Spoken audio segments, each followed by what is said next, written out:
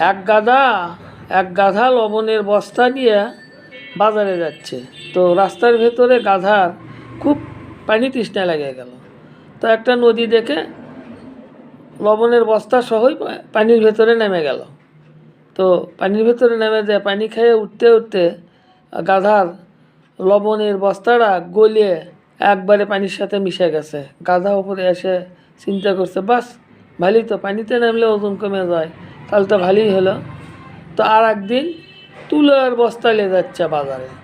যাওয়ার সময় সেদিন ইচ্ছে করেই গাধা নদীর ভেতরে নেমে যায়।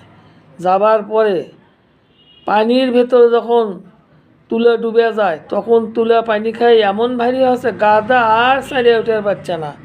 গাধা তখন ভুল বুঝতে পারছে যে বুঝতে ভুল হয়েছে, লবণ গলে যায় আর তুলা যে পানি খায় এ কথা আমি জানি না।